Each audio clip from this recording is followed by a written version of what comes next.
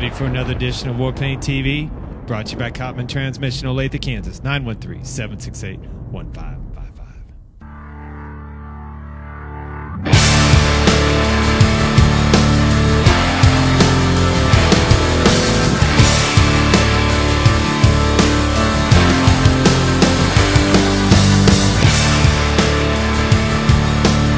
Are you ready for some real football?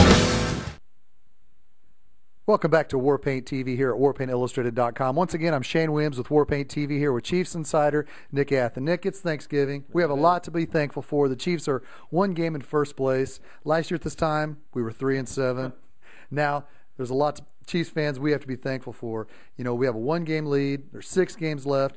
What's it going to take to finish off this division, buddy? Well, first, congrats to the Chiefs. I mean, they're the only team in the AFC through 10 games that has a one-game lead in their division in the AFC. I mean, really, it's anybody's game, and they're certainly in the mix right now. And really what it's going to take is just do what they did Sunday against the Arizona Cardinals. Run the ball, use Jamal Charles, use Thomas Jones, use the play action. Defensively, keep the plays in front of you. Don't let plays get behind you like they did in Denver. They just have to play smart football. We talked about this going back to the basics, and they certainly did that. They have to do that going forward. Listen, the Chiefs aren't a fancy team. They're not going to wow you. They're not going to sit there and go, oh, my God, that's the greatest show on turf, or that's the greatest defense, or that special teams is dynamite. It's all about being smart, taking care of the football, listening to the coaches, playing within themselves. If they do that, they have the offense that can score points, enough points to beat opponents. They have a defense that's opportunistic enough that really hasn't gelled yet, and they've got special teams that has a lot of potential. So at this point, just keep doing what got you here. Forget about what happened in the middle of the season with those 4 road losses. Think about what you were able to do at home, what you were able to do at Cleveland, and going forward, play that style of football. With the Chiefs' safety issue, Kendrick Lewis, the Chiefs are 6-1 with Kendrick Lewis as a starter. Now Brandon Flowers left the midway through the fourth quarter with the hamstring issue. Do you feel the hamstring issues are going to be a something to be concerned with, remaining 6 games? Oh, definitely. Hamstring issues. I mean, Eddie Kennis and I had this conversation when he got his injury, and he goes, listen, Nick, it could be a week, or it could be 6 weeks, or it could linger all year long. You really never know with a hamstring, because the only thing that helps a hamstring is rest. And they need Brandon Flowers, though he's had some games where he didn't play well. Other games he's been stellar. With all the talk of him being an all-pro, potentially getting a new contract, he needs to be on the field. They need him to win games in December and January when it's going to matter the most. So, can they win Sunday? Yeah, they can, because Mike Williams, he's got a foot injury, the wide receiver for Seattle, who's come out of nowhere, a guy that, got his career resurrected after being out of the league a couple of years ago in Seattle, playing great for them. But so that could be a wash this weekend. But going forward, they absolutely have to have him in Denver. And Brandon Flowers wants to play against the Denver Broncos for what they tortured him through last week. But, Kendrick Lewis, they needed him. They've missed him the last few weeks. They missed Dexter McCluster. They missed Tony Moeaki. But, last week, without these guys full strength and a lot of these guys out, they found a way to win. Again, it's the mental approach. It's the mental attitude. You talk about what it's going to take. You mentioned that. You know what? It's very, very simple. If they want it, they'll get it. They have the opportunity to play well. They have the opportunity to win this division. Nobody can take it away from them. They don't have to watch the scoreboard. They don't have to look over their shoulders. They control their destiny. And let's see what they've learned in the first half of the season and how that incorporates to the second half. You think the Chiefs saw the San Diego Chargers bracelets they had on their ankle?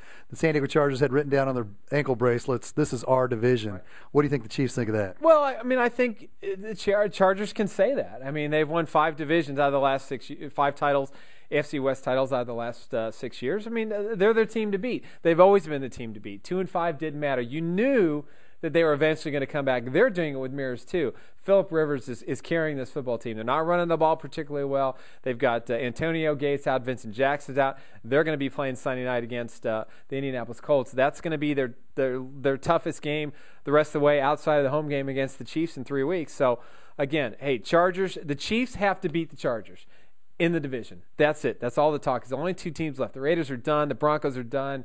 It's not going to come down to the last game of the year.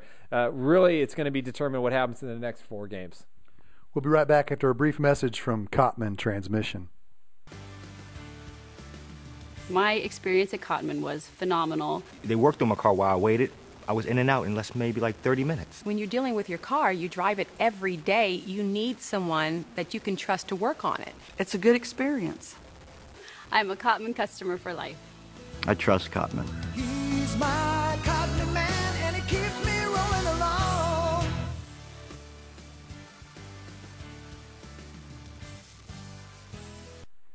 Now, the Chiefs have the Seattle Seahawks in Seattle this Sunday. This will be Seattle's 65th straight home sellout. They're 5-5 leading the NFC West. Their fan base is going to be strong. You know that. Matt Hasselbeck has had some concussion issues. He played the whole entire game past Sunday against the Saints. He appears to be fine. But like you had mentioned earlier, Mike Williams has an injury problem. What's it going to take for the Chiefs to go into Seattle, where it's tough to play, and get a victory? Well, I think this game's going to boil down to one simple fact: which Matt's going to be better? Is it going to be Matt Hasselbeck, quarterback for the Seahawks? Or is it going to be Matt Castle, the quarterback for the Chiefs? I mean, that's really what it's going to boil down to. The Chiefs should be able to run the ball against Seattle. They should be able to throw deep on Seattle. Marcus Trufant's coming off the Saints game where he has a concussion. He's 50-50 at this point, though everything we heard, speaking with Doug Farrar on our podcast from the Washington Post, that he's probably going to play. But at this point, it's going to be interesting to see what happens, because I think this is the game that Matt Castle has to prove himself. There's still doubters. I mean, I'm tired of talking about it, to be honest with you. 18 touchdowns, 4 interceptions, 3 of those were tip passes. If we'd all said at the beginning of the year that Matt Castle through 10 games is going to be at an 18-4 ratio, the Chiefs would be in first place with a game lead after 10 games, we'd all be jumping for joy. But he still has to prove himself to the fans, and I think he has to prove himself some to his teammates too, because he has not played well on the road at times, though he played well in Denver despite the loss, 4 touchdowns. He played well at Oakland, 2 touchdowns. The interception in Oakland was a killer at the end of the half. Really wasn't his fault. Tony Milwaukee was in a place he shouldn't have been. Dwayne Bowe catches that ball easy. It's a touchdown. Game's over. But, those things happen, and that's the evolution of this football team. But Matt Castle has got to be steady. They're going to have opportunities to run. The play action, he's going to have to perform well. Dexter McCluster hopefully will be back. That will really open the offense. But a lot of Dwayne Bowe, a lot of Matt Castle, a lot of Jamal Charles, a little bit of Dexter McCluster, and a lot of Thomas Jones. I think the Chiefs have a pretty good chance offensively. Now, defensively, that secondary is going to be tested. If Williams doesn't play, they really don't have any other receivers.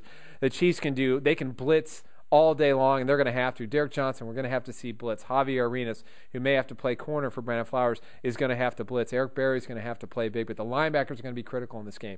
If they can stop the run and they can force them to pass, then they can go all out, because they just don't have the receivers outside of Mike Williams that can create any kind of, I think, long-term success. Now, they may get a drive here and there, and they may get a first down series to series, but overall, throughout 4 quarters, they won't have the weapons. You heard it here first from Chiefs Insider Nick Athan. Once again, I'm Shane Williams with Warpaint TV.